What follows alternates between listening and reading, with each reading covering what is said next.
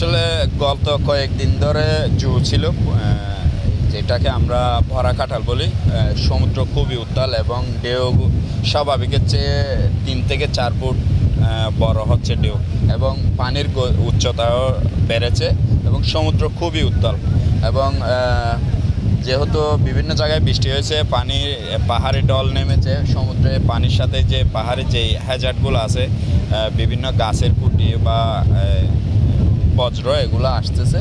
তো আমরা তারপরেও সে অনুযায়ী পর্যটকদেরকেও অনুরোধ করতেছি যাতে গভীরে না যাওয়ার জন্য, এবং এখানে বিভিন্ন ধরনের যে হ্যাজার্ডগুলো আছে এগুলাতে যাতে তারা না ধরে বা এগুলা নিয়ে যাতে কোনো কিছু না করে, তাহলে হয়তো আঘাতও পেতে পারে।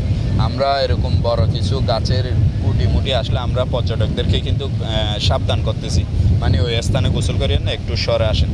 তো এখানে প্রতিনিয়ত আসলে পাহাড়ে ঢলের কারণে এই যে বিভিন্ন ধরনের হ্যাজার্ডগুলো আসতেছে, তো আমাদের বাড়তি এরকম একটা পদক্ষেপ নিতে হচ্ছে, যার কারণে অনেক পর্যটক এখানে কারফিউর কারণে আটকা পড়েছিল। তো কয়েকদিন আসলে পর্যটক ছিল যারা আটকা পড়েছিল, তাদেরকে আসলে যখন কক্সবাজার থেকে নিয়ে যাওয়া হয়েছে, এখন বলতে গেলে কক্সবাজার সমুদ্র সৈকত পর্যটক শূন্য।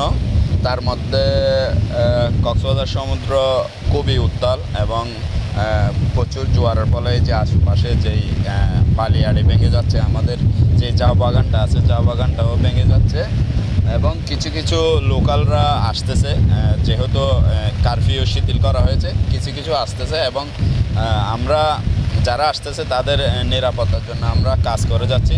সমুদ্র যেহেতু উত্তাল, আমরা লাল পতাকা দিয়ে রাখছি, এবং আমাদের পেট্রোল টিম আমরা সার্বক্ষণিক আমরা সবাইকে নজরদারিতে রাখতেছি যাতে কেউ এই সময়টাতে দুর্ঘটনাতে না পড়ে।